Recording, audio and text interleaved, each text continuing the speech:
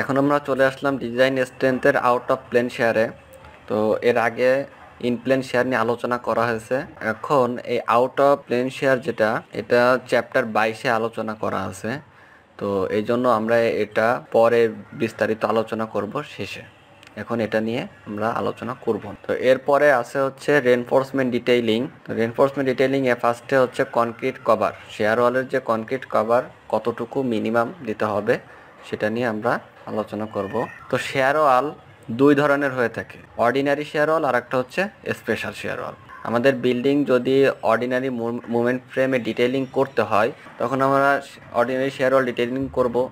আর যদি building special movement ফ্রেমে detailing করতে হয় তখন আমরা স্পেশাল শেয়ার ওয়াল ডিটেইলিং করব। বাট যদি বিল্ডিং ইন্টারমিডিয়েট মুভমেন্ট ফ্রেমে ডিটেইলিং করার প্রয়োজন হয় তখন আমরা এই শেয়ার ওয়ালটা স্পেশাল মুভমেন্ট ফ্রেমেই ডিটেইলিং করব, কারণ স্পেশাল যে শেয়ার ওয়াল সেটা ইন্টারমিডিয়েট এবং অর্ডিনারি মুভমেন্ট ফ্রেমের ক্ষেত্রে অ্যাপ্লিকেবল, অর্থাৎ দুইটার ক্ষেত্রেই অ্যাপ্লিকেবল। তো এখানে ফার্স্টে আছে যে cast against and permanently in contact with ground, অর্থাৎ যে গ্রাউন্ডের সাথে কন্ট্যাক্ট থাকবে এরকম যে শেয়ার ওয়াল, যে সেটা সাপোজ বেসমেন্টের যে ওয়ালটা থাকে ওইটা দুই পারপাসে ইউজ হয়, একটা হচ্ছে শেয়ার ওয়াল হিসেবে আর একটা হচ্ছে রিটেইনিং ওয়াল হিসেবে।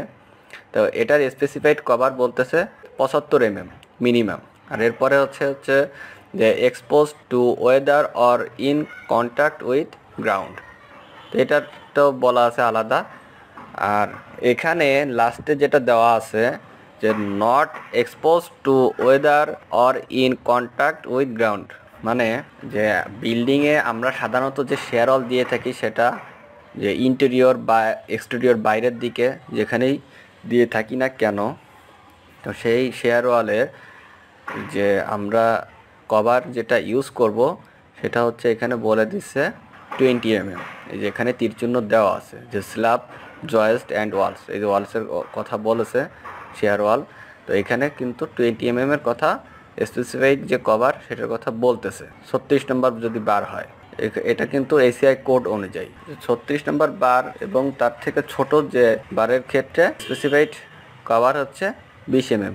আমাদের বেশিরভাগ কাজের ক্ষেত্রেই এই কভারটাই ইউজ হবে, এই জন্য এখানে বড় করে লেখা আছে 20 mm 3-4 ইঞ্চ। তো এটাই মূলত হচ্ছে বেশিরভাগ কাজের ক্ষেত্রে ব্যবহার হয়।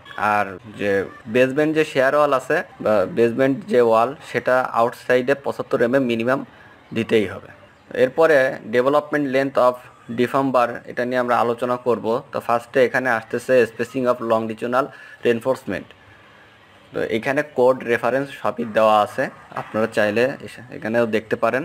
তো এখানে বলতেছে maximum horizontal spacing of vertical or longitudinal reinforcement, এই কন্ডিশনটা মানতে হবে। এটা হচ্ছে কোড বলতেছে যে LW/3, অর্থাৎ যে ওভারঅল যে লেন্থটা আছে সেটার 3/1 তো এটা যদি 60 ইঞ্চ হয়, তো 60 ইঞ্চি হলে এটা যদি আমরা 3 দিয়ে ডিভাইড করি তাহলে আসতেছে 20 ইঞ্চি। যে এর যে স্পেসিং, এই যে সেন্টার টু সেন্টার স্টিলের এর স্পেসিং প্রথমটাতে আসতেছে হচ্ছে 20 ইঞ্চি।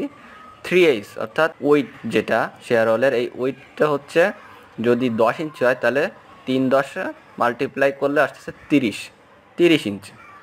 আর একটা স্যার ডিরেক্ট 18 ইঞ্চি দেওয়া আছে। তো এটা আসলে কোডে বলতেছে, কিন্তু প্র্যাকটিক্যালি আসলে আমরা এটা ব্যবহার করব না, কারণ এটা আসলে চলে না। আমাদের ব্যবহার করতে হবে 6 থেকে 8 ইঞ্চি। এই যে সেন্টার টু সেন্টার স্টিলের, এটার 6 থেকে 8 ইঞ্চি আমাদের ব্যবহার করতে হবে, কারণ যদি এর বেশি ব্যবহার করি তাহলে শেয়ার ওয়ালের কাজের যে কোয়ালিটি সেটা মেনটেন করা সম্ভব হয় না। এটা আমার কথা নয়, এটা বুয়েটের অনেক প্রফেসর আছে যারা এইসব কাজের সাথে সম্পৃক্ত, তাদের এক্সপিরিয়েন্স সব কিছু দিয়ে আমাদেরকে সাজেস্ট করেন যে সবসময় জন্য শেয়ার ওয়ালের যে স্টিল তার স্পেসিং বেটার হয় সব থেকে 6 ইঞ্চি দিলে, তবে 8 ইঞ্চি পর্যন্ত দেওয়া যাবে। আর যদি এরকম হয় যে কোথাও রেনফোর্সমেন্ট বেশি লাগতেছে সেখানে রডের ডায়া বাড়ায় দেওয়া যেতে পারে, অথবা যদি এরকম হয় যে রেনফোর্সমেন্ট ভেরিয়েশন বেশি রাখবেন না সেক্ষেত্রে 5 ইঞ্চি দিতে পারেন। যে 6 ইঞ্চি যে দিতে হবে ব্যাপারটা কিন্তু সেরকম নয়, 5 ইঞ্চও দেওয়া যাবে, 6 ইঞ্চিও দেওয়া যাবে। তো সব থেকে ভালো হয় যে যদি 6 ইঞ্চি রাখা যায়, কারণ এখানে যদি ল্যাপিং পড়ে যখন, তো তখন কিন্তু ডাবল লেয়ারের রড হয়ে যায়, তখন এই দুই মাঝখানে কিন্তু স্পেসিং খুবই কম হয়ে যায়। এই জন্য 6 ইঞ্চি বা 6 থেকে সর্বোচ্চ 8 ইঞ্চি, যদি রেনফোর্সমেন্ট কম লাগে এখানে 8 ইঞ্চি দেওয়া যেতে পারে, 6 ইঞ্চি দেওয়া সব থেকে বেটার। তো এখানে আরেকটা যেটা বলতেছে যে to cutting reinforcement requirement, walls more than 250 mm 10 inch thick shall have 2 layers parallel to face of wall। অর্থাৎ যদি শেয়ার ওয়ালের থিকনেস 10 ইঞ্চির বেশি হয় তাহলে 2 জালি রড ইউজ করতে হবে প্যারালালি, এখানে সেই কথাটা বলতেছে। But exception basement wall and cantilever retaining wall, এই বেসমেন্ট ওয়াল এবং ক্যান্টিলিভার রিটেনিং ওয়ালের থিকনেস যাই হোক না কেন সেখানে 2 জালি স্টিল ইউজ করতে হবে, এটা এক্সেপশন, সেই কথাটাই বলতেছে। আর যদি 8 ইঞ্চির নিচে হয় কোড অনুযায়ী সেক্ষেত্রে একটা জালি রেনফোর্সমেন্ট ইউজ করা যায়।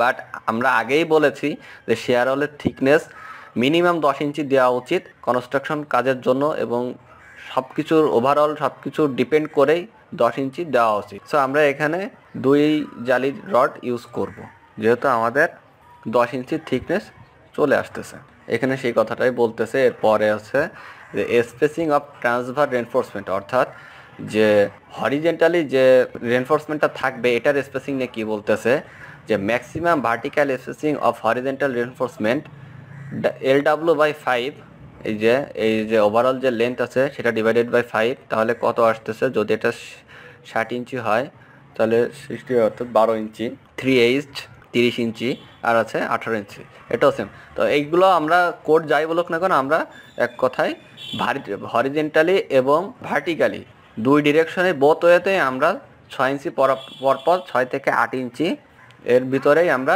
রেনফোর্সমেন্ট স্পেসিং দেওয়ার চেষ্টা করব। এখানে ইম্পর্টেন্ট আরেকটা টপিক বলতেছে যে লেটারাল সাপোর্ট অফ লংডিচুনাল রেনফোর্সমেন্ট, এই যে কোড রেফারেন্স সব কিছু দেওয়া আছে, যে এখানে এস অর্থাৎ স্টিলের পরিমাণ যদি 1%-এর সমান বা তার বেশি হয়ে যায় তখন অল্টারনেট যে টাই বার আছে, অল্টারনেট যে টাই সেটা দিতে হবে, এখানে সেই কথাটাই বলতেছে। আর যদি 1%-এর কম থাকে তাহলে নিড নট টু বি টাই, অর্থাৎ এই যে অল্টারনেট যে টাই সেটার প্রয়োজন নাই, এই জিনিসটা অবশ্যই মাথায় রাখতে হবে, কারণ 1%-এর বেশি হয়ে গেলে তখন অল্টারনেট টাই দিতেই হবে।